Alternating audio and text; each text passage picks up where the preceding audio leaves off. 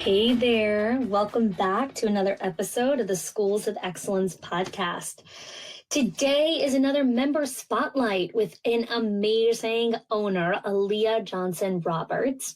So Aliyah is the owner of two centers, Pratt Street Learning Center and Bustleton Learning Center in Philadelphia, Pennsylvania. And Aliyah has 36 staff members and 225 children total in both locations.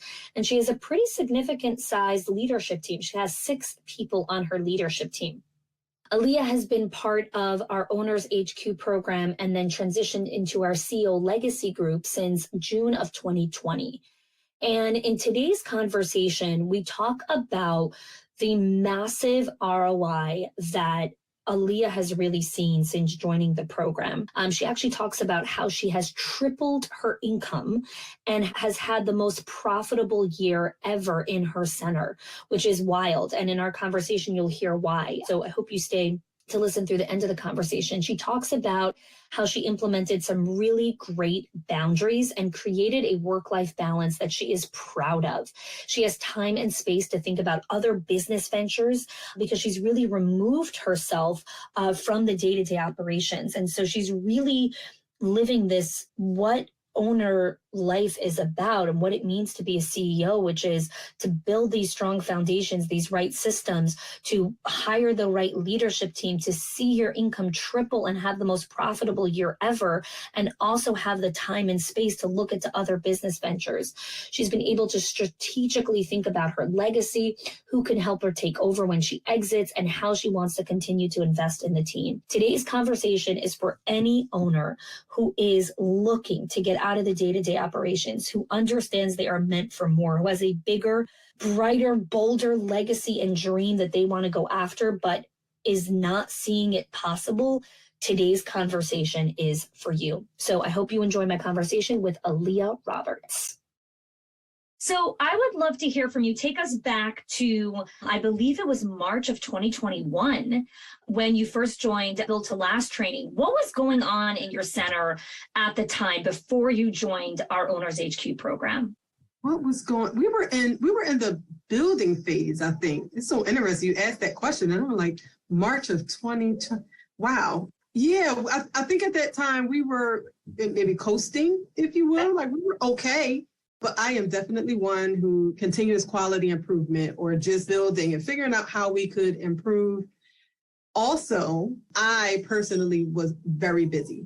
So I definitely wanted to not only seek out improvement opportunities for the program, but for myself, because the more we grew with staff and children, that meant, well, I'm being mindful of my words now, because it didn't necessarily mean that it was more on me, but you usually take it on first and then you kind of divvy it up from there. So I wanted to begin to learn how to be more productive, manage my time and my role better, as well as building up my team. So that's where we were. We were okay, like we were comfortable. We were going to be building and we needed to improve practices and procedures. How was some of the busyness? I know you and I, when we chatted a while back, we were talking about how the busyness was impacting your personal life, the quality of life with your spouse and your children. So would love to hear a little bit about how that was impacting you in a way that made you want to seek out, we need to do something about this. I don't like the way this is working. Yeah, honestly, I realized, and I think I've shared this with you before, I realized that it wasn't necessarily a requirement, this heavy requirement of me, but I was making it a requirement that just wasn't totally necessary, right? So I really could have came in, had my, to-dos or my goals for the day, and been completed by, I don't know, 3, 4 o'clock. But I would find myself here 5, 6 o'clock, wondering, why am I still sitting here? And it was not productive. And then I realized that I was taking away time that I could have been with my family. So I really had to shift how I was showing up, how I was thinking, and how I was responding, if you will. I was putting a lot more attention to the business that honestly didn't really need me, and not really towards my family who did. Yeah, it's so interesting, because I remember one of the conversations that we had was about reshifting where you're finding significance. Yes. And yes. I would love for you to share with everyone that conversation, because that I still remember that conversation. Oh my goodness. Right. It is amazing to be able to look back through all of it since that time. And there has been so much growth, so many aha moments and so many conversations that we've had. But, I remember there being times when I look at all of these children and staff as kind of like my responsibility. Like, I know they're not my children, I didn't birth them or anything, but I really definitely took them personally. Spiritual children. Yeah, right. And still do. Yeah. But again, I just was not really looking at the needs of my children and my husband and my family. And if I have to be honest, taking them for granted, right? It's like, you guys know I'm working, right? I'm working, right? You know what I'm trying to do. So you understand. That didn't make it okay. So I would realize it at moments. And of course, there were times when it was like, maybe I waited too late to recognize it. I don't think it's too late, but I would recognize it in moments, right? And I think now it's more balanced. So when there are periods, right, it's back to school time. So I am here some days longer than others, right? But because I've shifted my attention and my productivity and where my focus has been, because I'm doing it better when those times come, it balances out, if you will. Whereas though before, it was not balanced at all, at all. And it was so unnecessary, just really unnecessary. And I found myself creating more of a burden on myself, right? It was like, nobody told me that I needed to be here. It just was not a need. And I was creating this feeling of, I have to be here, but I need to be here to close also. And they need my support, because then they're going to feel like I created all of this stuff that just wasn't true. And, but I didn't create that narrative for my family. How beautiful, right? Yeah. Yeah. So just really, really powerful. So when you first joined, you joined our Owners HQ program. And then after our live event in March of 2022, you transitioned into our legacy group. So I'd love for you to share a little bit about your experience in our Owners HQ program, some of those core foundational skills that you really learned and started to practice inside of your center during that time. Oh my goodness. I think this is why I love making these investments in myself, in my program, because I remember going through the program with the pyramid.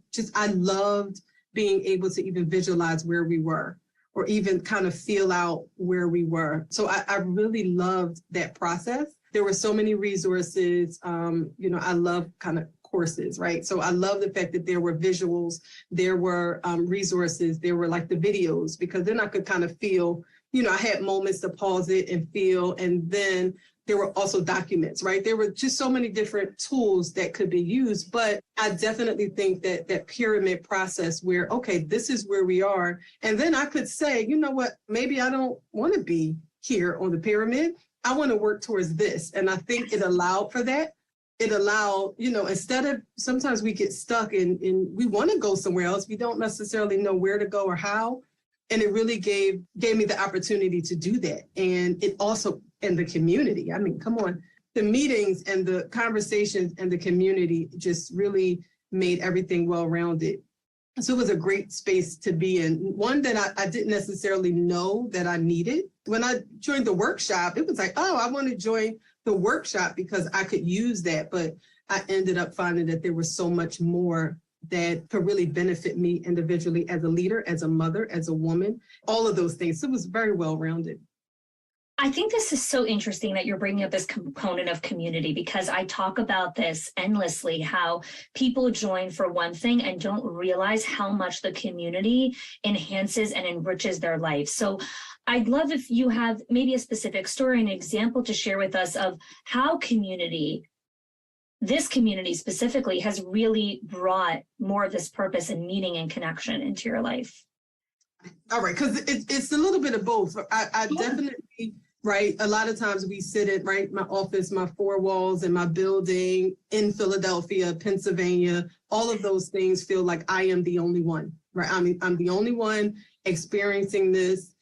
But then you get into this community of people who are saying the same thing, feeling the same way. That, first of all, it's like, oh my goodness, right? So now I could totally be open and vulnerable because there's this safe space.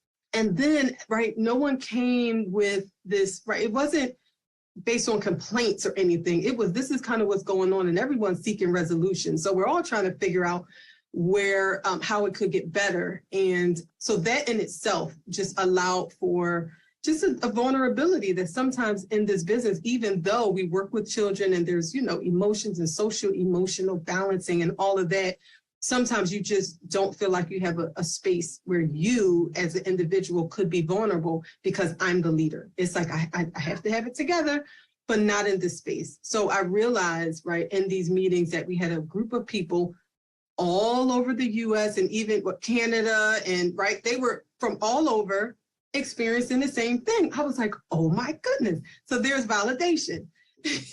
So I didn't feel as bad, but I also felt a community, a growth community also, right? It's so many different things. This wasn't this space, this negative space where we could all dump and leave. No, we came with our commonalities and we, connected and got to hear stories.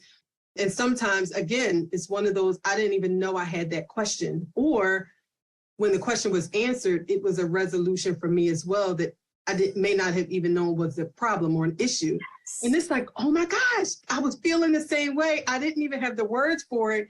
And you just got what you needed before you got off the call. So, those were the directors meeting, the owners meetings. Yeah. And then, right, the directors one. Am I going off tangent if I bring that up? You okay. Speak how you want. Go ahead. Okay. This is your time. So the lovely part is because there are a lot of trainings and a lot of things that I engage in individually, but how great is it to bring your team or to bring your other leaders, right? So to know that my director could experience the same thing so that she could get what she needed without me, because I am a firm believer of my team, everyone being able to get what they need individually and not just what I impart to them. So, and I also believe that they need to have a space without me being there so that they could be open and honest and vulnerable and get what they need. I don't need to police them, and I don't want them to feel like they can't share because I'm in the room. So we were in separate meetings, but she was able to also experience the learning that I was and to be able to grow in her role, which was amazing. And then there were like different experts that came on that, that we really didn't have to go out and find somewhere else that was just integral to the business. So again, one of those things where, oh my goodness, I get all of these things and they all tie together to allow me to not be here all day. I can leave and go to my family and not have a level of guilt, but really feel proud, productive, and not like a machine. Because I said in my other podcast that I came on, that's what got me the first day. That's what got me was you are human. You are not a machine. And that was like, I know it was so many people in the room, but that was for me. You were speaking to me. So, so all of those things really helped me get back to being human. Yeah. And I feel very human today. I love that. Tell me a little bit more about your experience with community at the event, because, there's so many different kinds of conferences. And I know that a lot of people are thinking about what event should I go to? What should I invest in? Is it valuable? How is this really different? Everyone tries to say that they're different. So I know you've been around the gamut of conferences, and what made the Summit of Excellence so different and unique for you? Oh my goodness. Oh, it was amazing. So I love that you called it an event because it was not a conference. It was not. It was the community coming together to just, now we are face to face and we're having these same, it's interesting because it wasn't a very small group, but it was intimate. It was intimate, and I felt like it was speaking to the human, right? We were in there were tears. We sat at our table. We had moments where you were like, okay, you shared information, and then we had to kind of pause and be quiet and think. And we've spoken about that before, is that in our work, we do not oftentimes get pause moments where it's like, okay, now think, how do you feel about that? And it's like, oh my goodness, no one ever asked me how I feel. So we had those moments, and I was at a table with other owners and executive directors, like multi-site owners, which was amazing because a lot of times I don't really get to have conversations with other multi-site owners. And again, they were not from my area. So I loved having those conversations. And then we had, again, these intimate moments, right? We had the evening where we danced. We learned, it was line dancing. Line dancing, yes. Oh my goodness. And we were dressed up, and then the fireside chat where, oh my goodness, we really got to tap into some personal moments, but they all were aligned, right? By the time everyone was going like, oh my goodness, me too. So we had these growth moments that were so personal, but we were so connected. Wow. And it was just phenomenal. So I brought my mom and my other director. So my mom is my co-owner, and I brought my director, and I was intentional about bringing them because I did not want to be the only one to experience this. And I wanted us to have an opportunity to be on the same page, right? So when, we all, experienced it, and even heading back to the airport, we unpacked what we all took away. And I also wanted that to be a building moment for like my mom and my director. I have relationships with everyone, but everyone doesn't have opportunities to kind of build with one another. So I that's what I wanted for them. And they received it as well. So it's just been magical that I've been able to have these experiences and build community, but they have as well. So the live event was just, oh my goodness. We were so full when we left. We were so full. I love that. Such a tired but grateful, full, satisfied kind of feeling, which is the best feeling. Like it's just, you're so tired from the hard work, but you are so satisfied, which I love.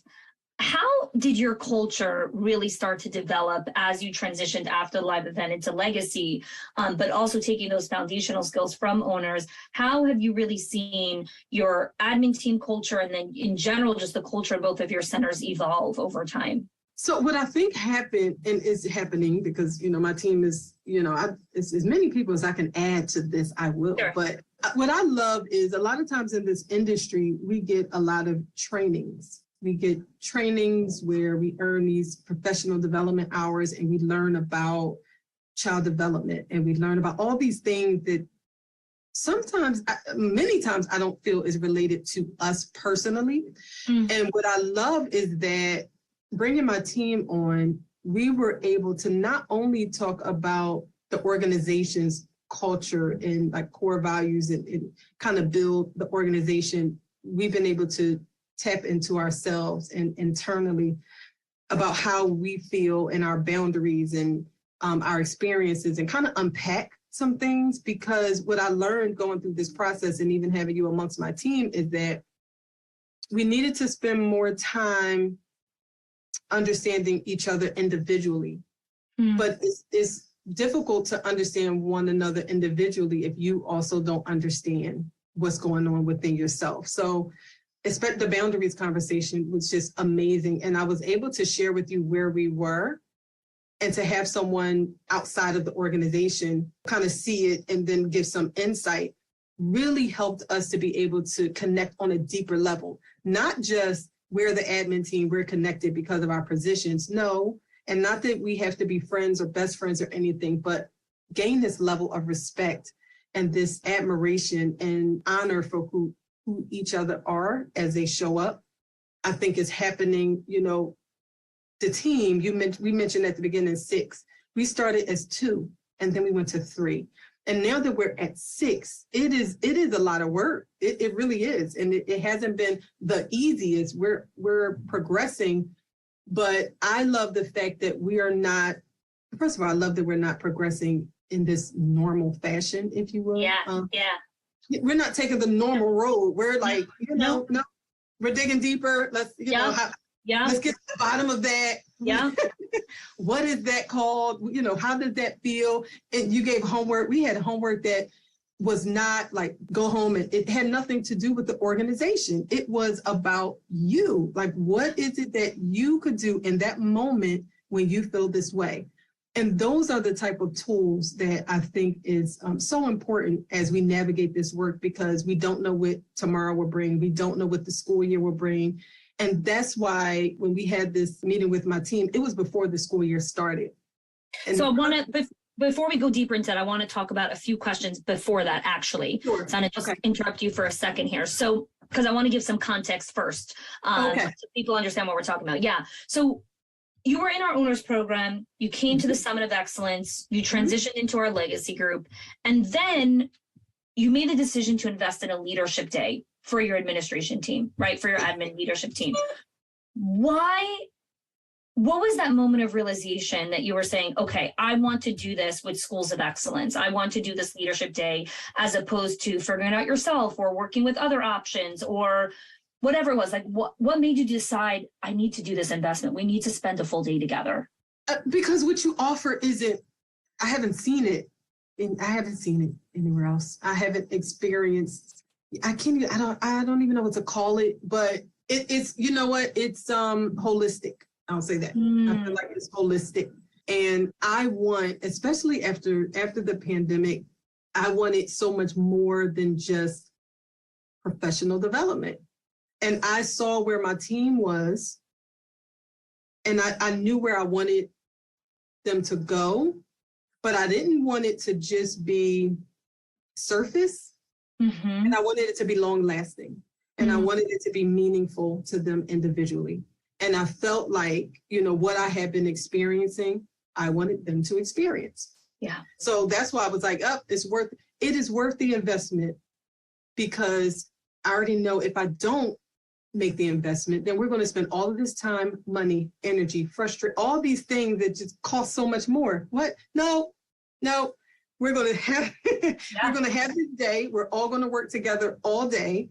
And we are going to have conversations. We are going to be honest. We're going to be open with the intent to build. And also comes with follow through. This isn't just professional development. We have a full year together now that we are going. I think our first follow up is next month or coming up in a few weeks. I don't know exactly, but that's the other thing that is so different about the leadership day, is that we spend the full day together with this holistic approach. We do the diagnostic beforehand, but then there's the follow through, the accountability, the consistent implementation, which really brings everything full circle. Absolutely. And that's what I loved about it as well. It was not a one-off.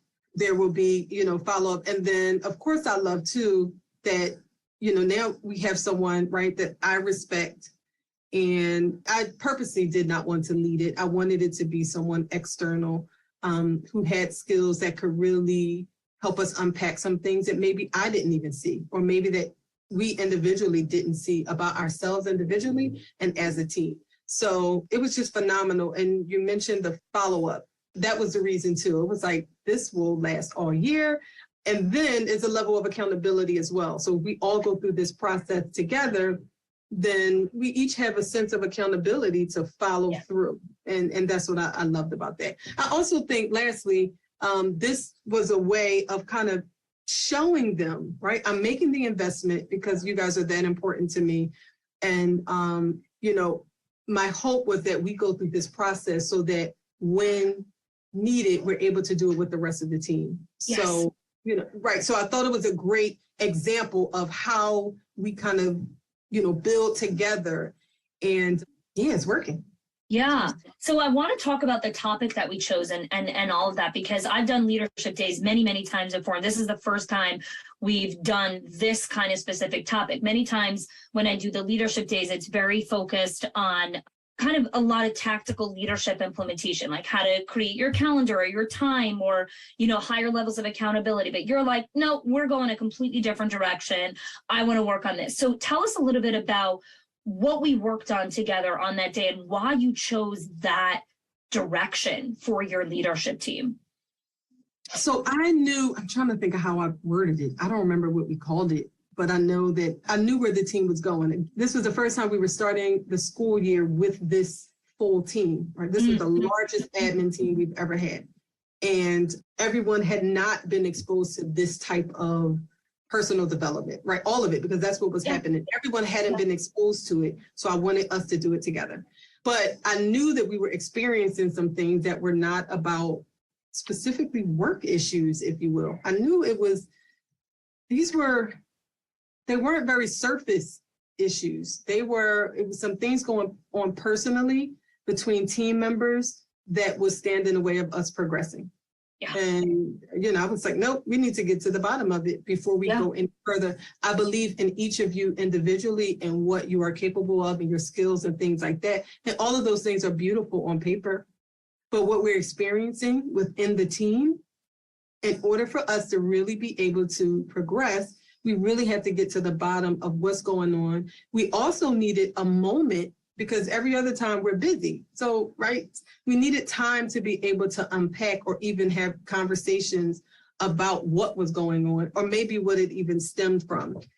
And that's what I think, I share with you, this is where we are. That's what I want to talk about, even during the day. I don't know if I'm going too far, but even during the day. Great, right. So at one point, we really started getting to the bottom of an issue between some staff. And, it was kind of time to move on. But I was like, you know what? If we had to spend the rest of the day on this so that we could get past it, I prefer to do that. And then we'll follow up with everything else. I really wanted to get to the bottom of whatever may have been felt by individuals, just so we could get past it. That's all I wanted to do. So the thing that's so interesting that I want people to understand is we really worked on building trust from a very different layer. This wasn't about, classic team building where we're hugging or sharing balloons or things like that, which is all fine and good. I'm not putting that down. This was having conversations on trust of, why do you struggle with trusting the other person? Where do you struggle to trust yourself that it's hard for you to give grace to someone else? We dug into boundaries. We dug into understanding intelligence and regulation and how we regulate our own nervous systems. This was truly about each individual leader and then how they work together as the team, because they're role modeling this for their staff who are role modeling this for the children. So we took such a different layer on conflict management, on how we're, resolving conflict with each other, on emotional drama, on gossip, and really just going into all these things that are very, very scary to dive into, which is why most professional development talks about so many other topics, because it's safe. It's safe. Anytime I talk about these things, I'm jumping into a minefield. Every single time I say a prayer before I go and do these trainings, because it is a minefield. I don't know what anyone's going to say. I don't know what each person's going to end up saying to each other. I don't know the biases or backstories or so many other things that are going on. I am clueless. I am going in with the intention of this is the purpose of what we're coming in for, but it's a minefield. And this is why so many people won't say yes to a training like this, because it's terrifying. But on the other side of it, wow. Yes. How much more terrifying is it, though, to never uncover it and we just keep trying to layer everything else on top of it, right? Like, yeah. That's not fair to anyone. So when you think about, I'm not such a fan of the word ROI, but I do know that in business it's used often.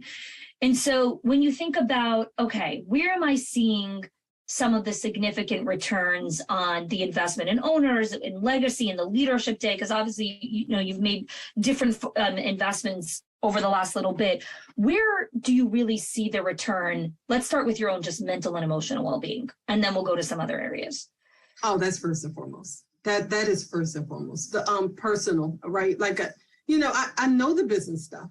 I know that, not that it can't get better. I've learned on both levels, personal and business. However, a lot of times in this business and being an owner and a leader, many times we forget about self. Yeah. And that's what I've been able to tap into is these moments, right? I remember asking you, like, oh my goodness, you do so well with the like pausing and breathing. I noticed it and it was like, oh my gosh, I want to be able to do that, because at some point we don't even really breathe. We just keep going and going. We really don't. Yeah. I still remember the assignment that you gave me. And these are the examples of the ROIs, because they could seem really small, but they are so monumental. And, right, because I'm a meetings girl, I love meeting. And you were like, have a meeting with yourself, schedule it with yourself, quiet. I have a sunroom in my bedroom. And then my scheduled time is to take time to have a meeting with myself, if that's what I need to call it, to do it. Yes. And it's that moment to like think, reflect, again, how do I feel? The first time I completed the assignment, I realized how beautiful it was outside of my bedroom window. Been there 5 years. This was a couple of months ago. Why? Because I have never really took the time to just pause, sit, and look out the window. It's set up beautifully. I don't get to enjoy it, or I didn't, but it became intentional. Like, no, wake up before everyone else so that I can get my time. That is the example of an ROI.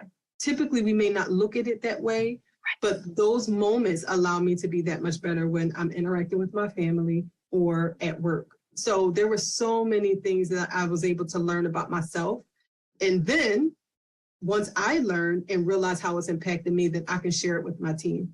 Yeah. We do so much more, like, and not just mental health, it's like wellness. And we do so many other things that are not in our quality standards requirements. We do so many other things that ensures that we are not treating ourselves like machines, but we are human, right? Again, it just resonates so much with me. So that was one. And then so many of the other nuggets, like, I totally changed the open door policy. I learned that. There were smaller things that ended up opening up opportunities for others. That's what I want to talk about. Yes, because I'd like to start with the small things always, like the micro things. Learning how to breathe, learning how to pause. Like we have another member also who told me, she's like, I know it sounds crazy, but the fact that I've learned how to breathe actually has helped me make more money in the company. Like, I know that sounds crazy. Like, I paid you to teach me how to breathe, but like, now that I know how to pause and breathe, I've actually stopped panicking and I look at opportunities in such a different way. So I actually want to talk about that. How has created space impacted company profits, higher profit margins, revenue growth? Let's talk a little bit about that. Oh my goodness. When I say phenomenal, right? So there were other things that I learned. It's so many other things, and I'll give the examples so that it could make sense as to how it opened up other opportunities. But so learning all those things personally that I'm able to tap into myself and kind of breathe and give myself grace and all those things we spoke about, like, gratitude and all of that. But theme days and time blocking. That was one Delegate of the to elevate. Yes. That was one of the workshops. Yeah. Oh my goodness. Oh my goodness. So now, no, it doesn't make sense for me to complete those tasks. I freed up so much time with not having an open door policy. I am not available because I'm working on something. Theme days, time blocking, right? Breathing and kind of having those moments. My door is closed right now. People have tried to call, right? They've called and knocked on the door. I'm not available. And so they gave me back my time. They gave me back my time to spend with my family and to work on the business so that I could build it. And now, I reduced my time. I'm still at one day not in the office, and I'm working on the second day not in the office. And I've also been able to work on another business venture because I'm actually working on transitioning myself from out of the business physically, physically being seated within the center. Wow. And I only have been able to do that because of all the things that I've learned, that I've been able to implement. But not only that, I've also been able to instill new skills into my team so that they feel ready and feel empowered and personally feel more at ease with who they are and with having the conversations we had about manipulation and boundaries. And so all of those terms that everyone wasn't familiar with help them become more of the individual that they want to be and the leader. So all of those things worked hand in hand, which allowed me to look at the business, build the business. We are, like I told you guys, we're really about 85, 90% full. I thought we were going to transition into the school year. No, most of the classes are full. So our profits, we had the best year. Our profit was amazing. We tripled our income, and we have these metrics that we have that looked at our team health. And it was, oh my goodness, it was phenomenal. It went from a really low number. I can't remember off the top of my head. I think it was like a 3 to an 8. And it talks about just the team health. And so all of those things happened, which made us a better business. So we're better financially, and we are just better internally, that sometimes other people don't see anyway, but we do. Yes. So we know that it's happening. And so now what you're saying here, again, this is such a paradox sometimes, and I think it's amazing that you've achieved this, is, tripling income and increasing, your most profitable year many times comes at the expense of the mental and emotional well-being of the team, or at the expense of people's family and personal lives, right? Like, we're in growth mode. So it's, there's a cost to it. So that's one thing. I think it's so powerful that it hasn't come at an expense. You've done it in a sustainable way. The second thing is also recognizing that you have the space now to look at other business ventures, exiting yourself from the company, but you're not just looking at how to exit, how most people are looking at their exit strategy, which is, what are my numbers? Do my assets look correctly? Am I going to be able, what's the valuation of the company? Am I going to be able to sell the company? You're looking at it and saying, who are the people that I have to put in place? What does their brain capacity need to be at? What does their emotional intelligence need to look like? What do their boundaries need to be? What do their leadership styles need to be? All of that, so that when I exit, this place doesn't come crashing down. Exactly. I just think it's so inspiring that you've looked at those things and taken the content and implemented it in that kind of way. It's so powerful.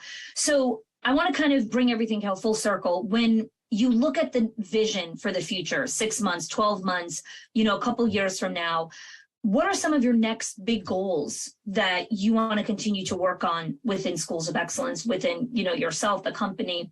I think still continuing this self-work, of course, because, having these moments where I could breathe and just have quiet moments and just quiet my mind. I think we've spoken about that, because it will be times where it's like, oh my goodness, my brain is I'm able to dream and create the vision, right? Like, I'm able to do those things now. Like, I don't know if I said it at the beginning or not, but I am looking forward to this evening because I'm sitting in my backyard. I have it all set up. It's beautiful. I'm going to sit in my backyard. I'm going to enjoy it. And I have my magazine already on the table, and then I'm going to have my note, and I'm going to enjoy my Friday evening in my backyard, my beautiful space. So it allows me to do things like that. So Can I pause for a second and just say something there for a moment? Yeah. We work so hard for our money. We work so hard for our success and our wealth. We buy these beautiful things. We build beautiful backyards, porches, pool decks, cabanas, whatever you're building, right? But we don't get to enjoy the beautiful, simple pleasures that we have in our life because we're working nonstop. And so I absolutely love that your magazine is ready in your backyard to sit and enjoy the beautiful space that you've created. And I'm excited about it. I know. I love that for you. I love that. I love that. So, yes, you've had time to dream. Yes, time to dream. And so I'm going to be thinking about some things that I'll be doing coming up, and I'll have time to do that. And then, of course, I keep sharing how I am not stingy with, what I'm gaining. I want staff to be able to do these things. So something that we are implementing within the center, exactly, because we had this in one of our legacy calls, a conversation around when do staff get to have these moments. So we have a teacher who in her class created it's called the Chill Spot. And it's so beautiful, and it has a waterfall and a plant there. It's so nice. We're going to create one for the staff. So during their downtime, it's a quiet, when you come into this zone, it's quiet, right? Because I had staff last year, hiding out because there was nowhere to go, for quiet. So we're going to I want to create opportunities and spaces for them to experience these same things. Our goals are so based on core values this year, and not a whole bunch of to-dos, but we are also trying to create our own internal processes that helps to move the business forward, prepare for my exit, as well as be responsive to what's going on, right? So there's in the market, sure. Exactly. There's a staffing shortage. So we're creating our own internal kind of track to get people who may come in and they may not, come in with the credentials and experience. And so we're going to have a process that we're working on internally to kind of combat that, so that we're still getting quality people who have a passion for this work. Those are our big goals. A lot more community work that's a part of our mission. So we are working on providing our families even more resources. And we want to have some wellness workshops in our monthly family engagement meetings. So all of the things that I'm learning is trickling down. so that everyone can experience them. I think I don't know who says this, Warren Buffett or whoever, never waste a good crisis, right? And so I think what's so powerful is in times of plenty, in moments when there isn't a crisis, too many times we take on more and more projects to do during that time, as opposed to using the time of plenty for pausing, for reflection, for optimizing things. And this is what you've really worked on for the last year and a half or so. And so now we're entering a little bit of a volatile market, a little bit of just a lot of instability, uncertainty, and you are able to capitalize on these opportunities and say, let's build internal processes for this staffing shortage. Let's build more community and opportunity for our families in case, different families come from different backgrounds or different stuff. Like, you are able to step in as a leader in your space because of the space that you've created. So I just think what a gift you gave yourself, and internalized are paying it forward in just one of the most generous ways. So my last question to you is, a lot of people consider joining our program, and there's a lot of people who are very hesitant when it comes to the investment, the investment of time and money. Mainly, they're concerned about, this is a huge financial investment. And so when you're considering having a conversation with someone who's on the fence about it, what would you tell them? I would really say, go back and take a look at, think about the past year and think about all the things that your program has experienced. Your staff, your families, and those individually as well, because not everything is happening on our grounds, but things are happening to our staff personally that impacts the work as well, whether we want to believe it or not. List them out. What are all the things that are happening? What's the amount of time that you spent resolving issues? What's the amount of time spent on trying to support someone, a staff member, a family, or whatever? Yourself. Think about yourself. And then look at your budget as well. And think about what you are spending your money on. And then ask yourself the question, can you afford not to? So I think sometimes we look at our budgets, and I'm not sure, I changed the way that I look at my budget, and I put in consultants, and I put those things in my budget, right? They're not usually a line item, depending on funding sources that people get. I do have like a template where that's a line item. Because I'm sure we can look at our budget and spend less in one area and put it into the space that will ultimately impact the income level. It will end up being an ROI. So sometimes we don't look at how much it's costing us when we have to replace staff because they're not happy within that work environment, or how much time it takes to recruit someone, or, all of those things cost time and money. So if we shift that and think about ways that we could proactively invest in our staff and our program, that is not short-lived, but it is a long-term, right? It may not be a long-term investment, but the ROI is long-term. Just look at it differently and think about what the investment could bring, and not necessarily focus on that dollar amount. There's so much more that comes with it. You're not even thinking about. That's what it is that we think, oh my goodness, I can just get, I don't know how much everyone's professional development costs, but we don't take as many professional development. We don't, we're very intentional about what we do every single year. And these are the type of things that I want my staff to get, because they can last forever. Yeah, but even things like, and I love the way you're talking, because, sometimes it'll be like, I don't know, one of like our events were once like $2,000 or something, or $2,500. And like $2,500, I could buy 3 new sensory bins. I'm like, okay, sure, if that's what you're correlating, what's an investment. So I guess I'm curious, when you hear something like that, because I hear that a lot, like, I can buy my teachers all this new stuff, or I can, have my teachers sign up and get their CDAs or whatever it is. Why is this investment so different than buying a new table or new markers or getting your teacher CDA? Why is this different? Because those are kind of like to-dos, right? They're there to say that I did it. Right? So we have the new sensory table, but we don't have the teacher who is well enough or even present enough to use it the way that it's supposed to be used. Or the markers. Right now, the markers, all the caps are off of them and they're dried out. Right? You have to buy it again. But if we invest in them, right, and now they have a moment where they've learned to kind of tap into how they're feeling, building relationships with their co-teachers. And, if they had these higher level experiences, now they can show up and they can be more present with the children, and they could balance. Because I remember saying to my mom, it used to be this saying, leave your home life at home, or when you come to the door, leave it there. That is not realistic. But if we have tools that could help our staff and ourselves be able to, kind of process and deal and learn about boundaries and all those things, then they become a better person. Therefore, they become a better teacher and a better staff person. And now they can interact and engage and play with the children totally differently. And just because on the line item, we purchased all of these things does not mean that they're getting used. Yeah. The CDA, they have the paper, but do we actually see the result of what they learned from the CDA? And so I think we have to shift how we look at it. Yeah, it's I always say it's like the indirect, it's the long, short way, right?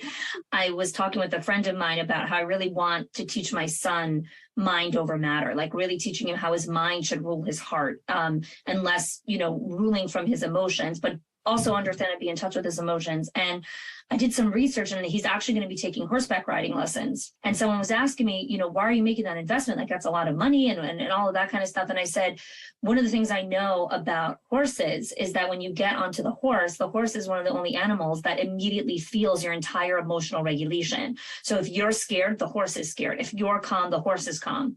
And so if I want to teach my son through an experience, not through a lecture, not through a PowerPoint, but through experience, how to create mind over emotion, get him on the horse, get him starting to practice it. That's a full... But that's such an indirect way of teaching him that. I don't care. That's the best way, because now he's going to learn for life. There we go. Yes. Lifelong. Yes. Something that I remember we talked about on the leadership day about control, right? And sometimes, we want to control these situations, and we want to control them when we put them in a room with this training. But when they walk out, it's like, just because we wanted them to go in there and learn this, we try to be so passive aggressive and like, yep, I'm going to set them all up with a communication training. And they don't walk away, right? It was a training where they were lectured at, but they didn't have time to really process or even dig deeper internally or get what it is that they needed individually. And I think that individual work is so much more powerful than sticking everyone in the room to hear about a topic that may not resonate or fall on deaf ears, or the same way with children. If they hadn't eaten, then they really can't learn. So we don't know what's going on with that individual, and we're sticking them in these trainings, and we don't even know if they're getting the content or even if it's quality content. But when you invest in a program that, it's really tried and true, especially, again, I went through it first and I knew what it could, not that I was trying to control and make my staff have a particular takeaway. I wanted them to get what they needed. So if we do it that way, it's much more authentic, and it's a longer term investment. Yeah, it's so interesting, because again, like the program is over the course of a year, and most people renew year after year because it's a constant follow-up. It's coaching. It's following your life's journey. It's not just here's the content, now go figure it out. So I really appreciate you sharing this holistic approach to, yes, they have the sensory even, but do they know how to use it? Do they know how to connect with the child? Do they know how to regulate their own nervous system when the kid starts throwing the sandal over the room, right? Like those are the next steps that happen afterwards. Aliyah, thank you so much for your time. Thank you so much for the generous, important work that you're doing in the world and in your community. I'm so grateful to have met you, to have built this relationship, and I really look forward to what's next. I'm grateful for this partnership, so thank you. I'm here. Thank you. I appreciate you pouring in to me and my team, right? Things that we didn't even know that we needed. So I'm excited. This isn't one of those things where I received all these things and I'm done, right? Like there's so much more, right? Because too, all of this stuff also trickles into my home and how I even teach my children. So it is so full, I'm so full, I'm excited, and I'm ready for more. Yep. Awesome. Aliyah, enjoy your beautiful backyard and enjoy your weekend, and we'll talk soon. Thank you, my friend. Thanks so much for listening. I hope you enjoyed my conversation with Aliyah. And I want to highlight a couple of things from the conversation. One is just her determination and grit to stay with the process and continue to show up for herself, even when things were really, really hard. And she has her director inside of our Directors Inner Circle, and she is getting support inside of our CEO Legacy group.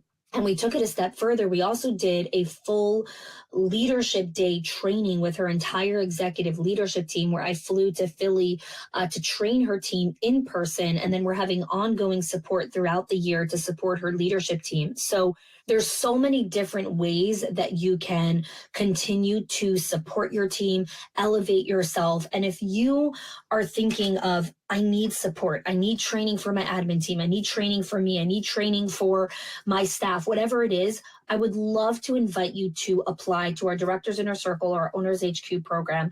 And if that's not a right fit for you, you're looking for more an in-person training, a leadership day where I come in person, then would love for you to send us an email to support@chani.me or cw@chani.me, where you can learn more about our trainings and the way that we continue to support and elevate leaders and leadership teams. Thanks so much for listening to today's episode.